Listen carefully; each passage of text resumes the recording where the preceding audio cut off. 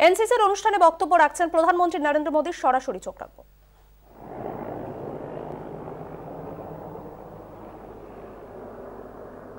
इसलिए आपकी कोशिशें, आपके संकल्प, उन संकल्पों की सिद्धि भारत की सिद्धि होगी, भारत की सफलता होगी। राष्ट्रभक्ति से बड़ी कोई भक्ति नहीं होती, राष्ट्रहित से बड़ा कोई हित नहीं होता। देश को सर्वोपरि रखते हुए आप जो भी करेंगे वो देश के विकास में मदद करेगा। आज हमारे युवाओं ने भारत को स्टार्टअप की दुनिया में टॉप 3 में पहुंचा दिया है। कोरोना के इस संकट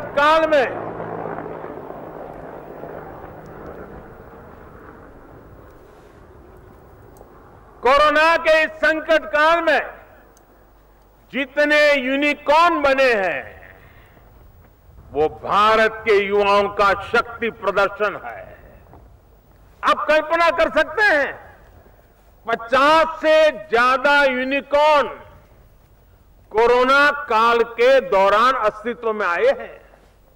और आपको तो पता ही होगा, एक एक यूनिकॉर्न, एक एक स्टार्टअप की पूंजी 7,500 करोड़ रुपए से ज्यादा है।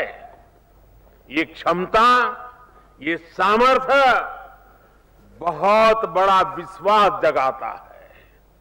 और जानते हैं इसमें सबसे बड़ी बात क्या है कि हजारों स्टार्टअप्स देश की किसी न किसी आवश्यकताओं को पूरा करने के लिए बने हैं। कोई कृषि क्षेत्र में नया कर रहा है, कोई सप्लाई चेन को सुधारने के लिए नया कर रहा है, कोई शिक्षा के क्षेत्र में बदलाव के लिए कुछ नया कर रहा है। इनमें देश के लिए कुछ करने का जज्बा है, कुछ कर गुजरने का जज्बा है। साथियों, जिस देश का युवा राष्ट्र प्रथम, नेशन फर्स्ट की सोच के साथ आगे बढ़ने लगता है, उसे कोई दुनिया की कोई ताकत रोक नहीं सकती है। आज खेल के मैदान में भारत की सफलता भी इसी का एक बड़ा उदाहरण है। खिलाड़ी की प्रतिभा, खिलाड़ी का संकल्प, उन सारी बातों का अपना महत्व है ही।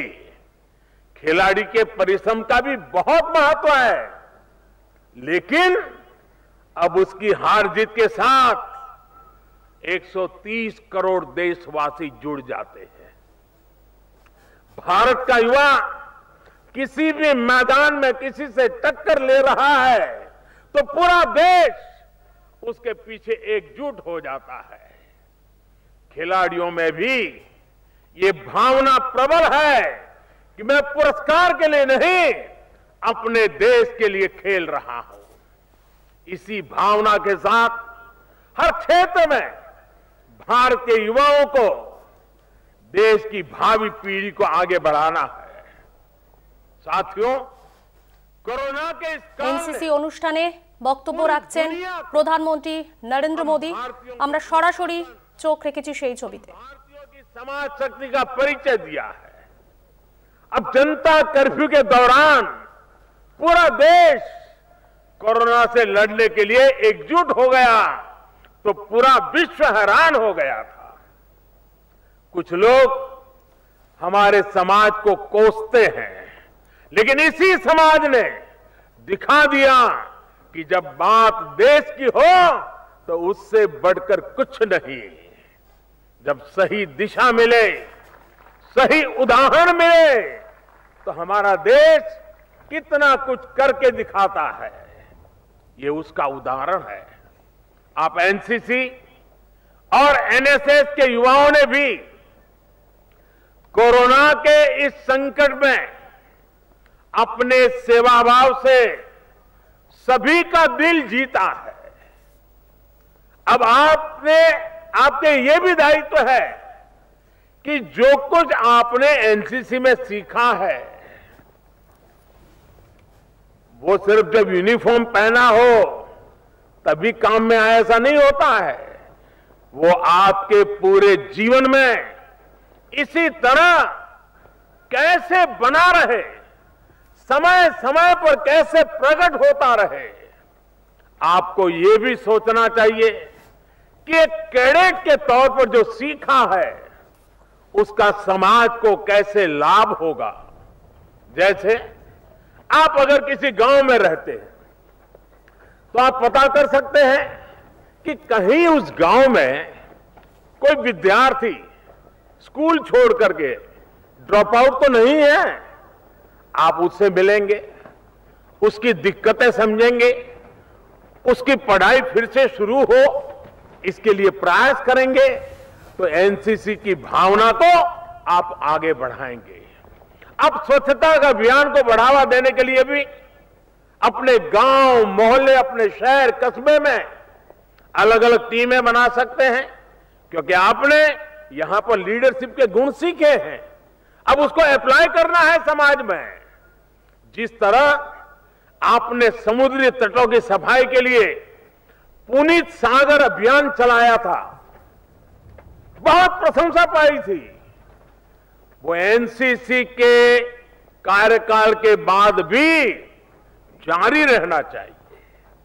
जैसे आजकल देश में कैच द रेन, इसका एक जन आंदोलन चल रहा है। बारिश के पानी को हम कैसे बचाएं, जो हमारे तालाब है, जो झील है, उन्हें कैसे साफ रखें, इस दिशा में भी आप लोगों को जागरूक कर सकते हैं।